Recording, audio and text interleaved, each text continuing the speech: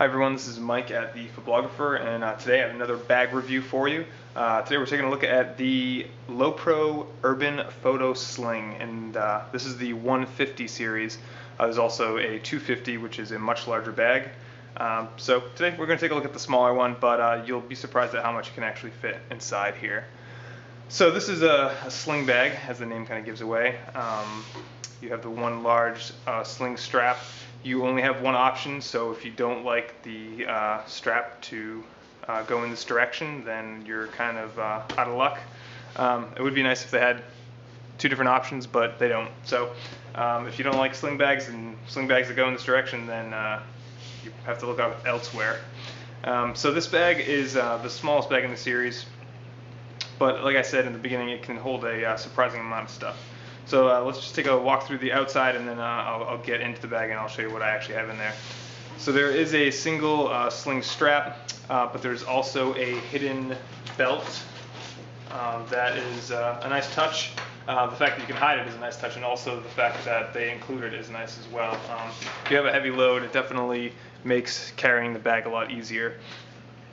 I mean, at that point, it kind of gets close to almost a backpack for me, and I actually prefer backpacks over slings, but this bag is still pretty good, and if you like slings, then this is a really good option, especially if you have a smaller kit. So that's pretty much it for the back. This is padded, and if you've bought a Lowepro bag, you know, within the past 5-10 years, you know what the quality is like. The quality is very good. There's a ripstop nylon here. It's padded very well.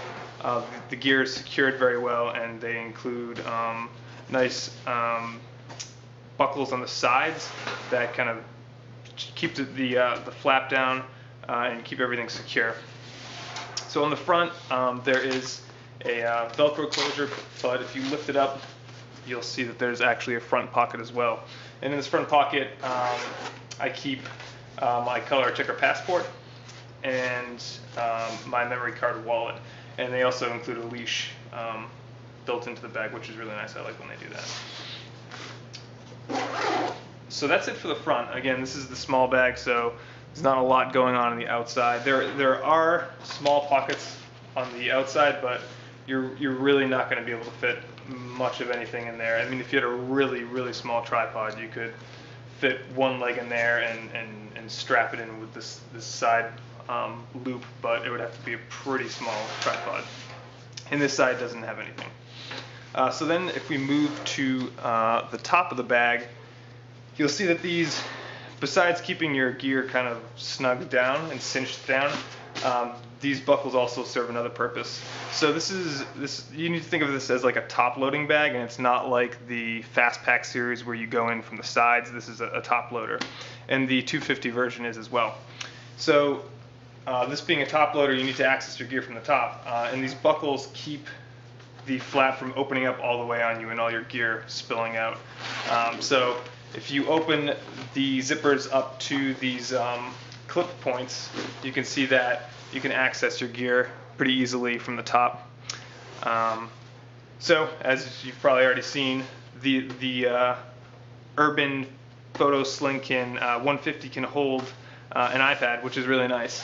The only problem is it can't hold it if it's in a case. I have the really thin, generic Apple case. Yeah, I still have the original iPad, and it won't even go in with this case.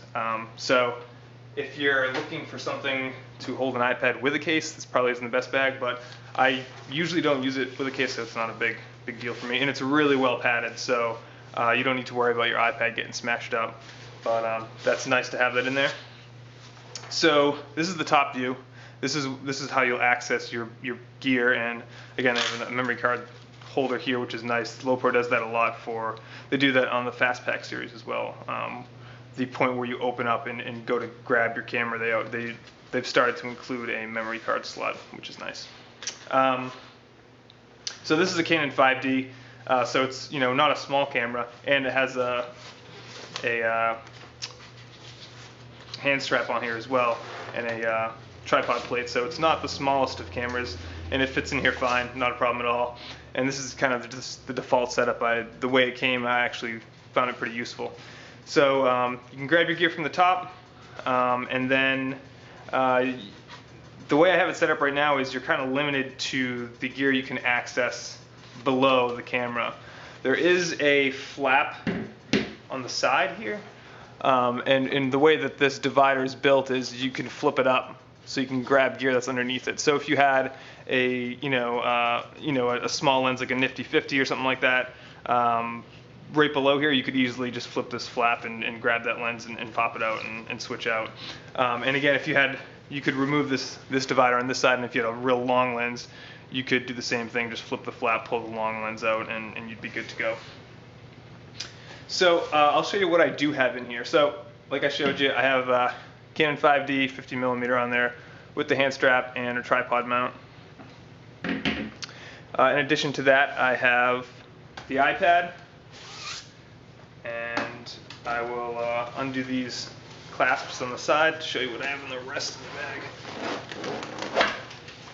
So in this spot here, I carried my Panasonic GF1 with the 20mm lens attached and a hood attached. So this spot may not seem big, but it's deep enough to actually hold the GF1 with the lens attached. So that's nice. So I was able to hold the 5D with the GF1 and the 20mm lens, and the 5D had the 50mm attached, which I think is a pretty good amount of gear to have in this bag in that small amount of space.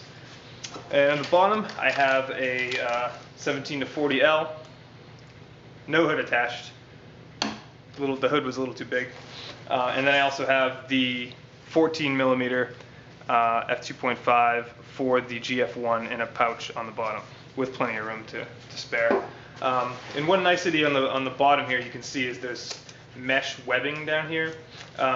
That's really nice. So if you happen to open your bag by accident, or if you're trying to get something big out of your bag when you have it slinged and wrapped around you, Lowepro included some kind of safety nets in here. So there's a strap here that can be removed through the Velcro over on this side. And that's nice. If you open it up a little too much, this gear won't fall out, and the mesh webbing at the bottom again will protect any gear in here from falling out. And again, you can undo this as well. So if you need to rearrange the dividers or get something really large in there, you can undo that mesh webbing and get access to your gear. So that's pretty much it. There's not too much more to review with this bag. This is kind of short compared to my other reviews. But it's a good bag. It's light. It's actually really light. And it's a good option if you have a small kit, or you're just going out for the day and you don't like backpacks, or you don't like shoulder bags. Sling bags do, I think they're a lot more comfortable than carrying a shoulder bag. But again, I prefer backpacks over sling bags and shoulder bags. So again, the strap's really thick. It's padded, and it was comfortable to hold all of this for several hours. I had no problem carrying that at all.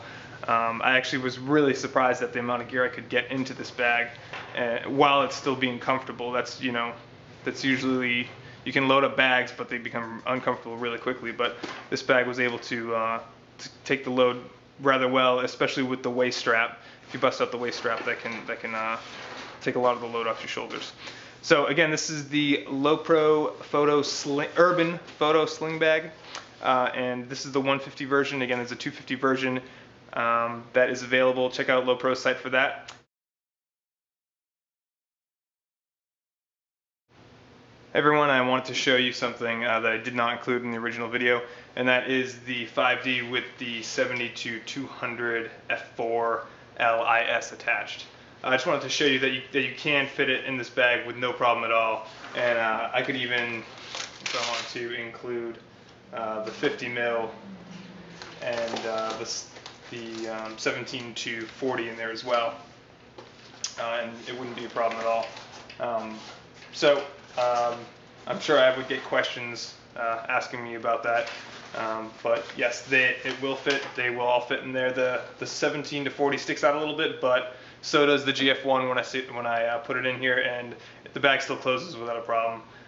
So if you're really concerned, you could always just pull out the 50mm and put the 17-40 in there vertically, and you'd have no problem at all. So again, this is the 5D with the 70 to 200 attached. It fits in there quite nicely, and you actually have room to spare. If you have any other questions, this is all the Canon gear I have. So I'll try to give you my best estimate if you have questions on dimensions. But again, this is the Canon 5D with this 70 to 200 attached, the 17 to 40, and the 50mm 1.8. So again, this has been Mike with thephotographer.com, and thanks for watching.